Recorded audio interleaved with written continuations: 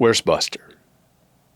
We've heard this question from the very beginning of the Murdoch murders, crime, and corruption saga, and we've heard it repeatedly throughout this story. Buster Murdoch, 26-year-old elder son of Alec Murdoch and the late Maggie Murdoch.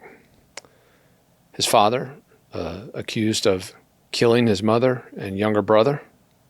Obviously, his mother and younger brother savagely murdered at the Mizell hunting property down in Colleton County, South Carolina.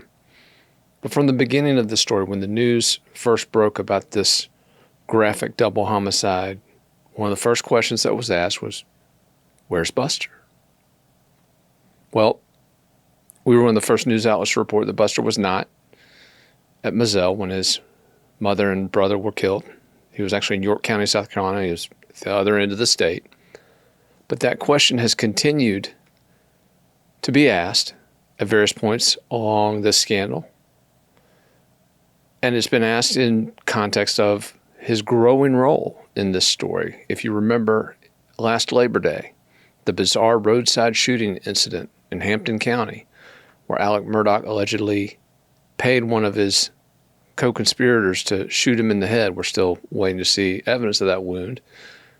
But that was all about Buster. It was so that Alec Murdoch would give a $10 million life insurance policy, so that $10 million policy would flow to Buster Murdoch. So we asked about Buster then. Buster was spotted not long thereafter in Las Vegas with his uncle, John Marvin Murdoch. People snapping pictures, gambling in Vegas while his dad's sitting in a Richland County detention center. Buster Murdoch, we want to know where he is every time a court hearing is held regarding his dad because he hasn't showed up. And of course, we want to know about him in connection with the jailhouse calls that have been published, in which Alec Murdoch is obsessed with getting his son, Buster, back into the University of South Carolina Law School, where, by the way, he was kicked out of back in 2019 over an alleged plagiarism scandal. So where's Buster?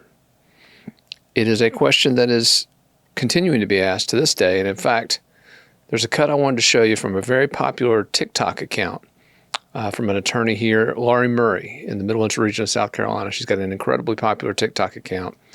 And she used it the other day to break a little bit of news about where Buster is now. So I wanted to cut real quick to that clip. Ever since Alec Murdoch was arrested for the murders of Maggie and Paul, the question has remained, where is Buster? Well, he resurfaced this weekend. Take a look. Look familiar? Take a closer look.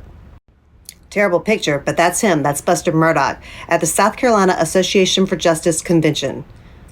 More specifically, at the bar at the South Carolina Association for Justice's convention up in Hilton Head this weekend.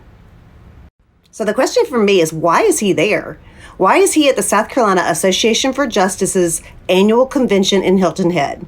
A convention that is well known for its partying. The same convention that he and Alec showed up at last year, right after the murders of Maggie and Paul. Why is he there with Uncle Randy? I mean, Randy I can understand because he has a somewhat tenuous separation from the Murdoch saga. But Buster? You don't have that same situation, my friend. It was suggested to me that Randy and Alec are encouraging him to maintain the relationships that they have built up over the years.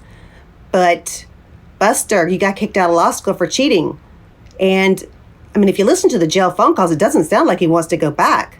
So why show up at a convention full of lawyers in a bar, hammered reportedly? No matter how you slice it, it's not a good look. Stay home, Buster. You can show up somewhere else.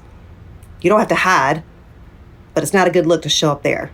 And it's not a good look to show up drunk. All right, so my sources are pretty consistent with Murray's sources about Buster and his uncle Randy Murdoch being at this conference, the South Carolina Association of Justice Conference, in order to maintain those relationships. In fact, one of my sources called it a charm offensive involving Buster Murdoch. Now, to what end? Is this all about getting him back into the University of South Carolina Law School? I don't know. But we were told that Murdoch was repeating rehearsed lines over and over, saying basically the same thing to people who asked him kind of the same questions.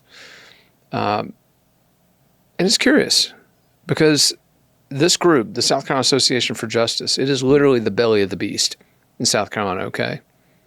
This isn't just a group that's intrinsically linked to the Murdochs.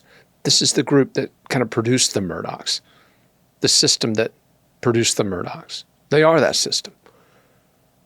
Murdoch's portrait still hangs in their conference hall. He was the president of this group back in 2015 and 2016. In fact, a former lawyer at the Murdoch firm is the current president of this organization. This is the group that would take all the judges in South Carolina out and wine and dine on the first night of this big conference every year, load them up in buses, take them to the finest restaurants in Hilton Head, South Carolina, spend thousands of dollars. Purchase and influence people. Now, at this point, I believe Buster Murdoch is a blank slate in this saga. He's a mystery. He's somebody we don't know nearly as much about as we know about the other protagonists and antagonists in this story. And so I think it's up to Buster to fill his slate in. But my advice to him is this. Down and drinks at the bar of the trial lawyers conference, probably not the best way to start filling that slate in.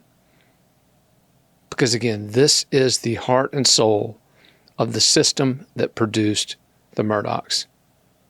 It is the heart and soul of the system that continues to tell us throughout this scandal that Alec Murdoch is nothing but a bad apple. Just a bad apple.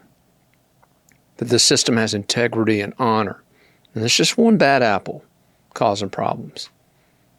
No.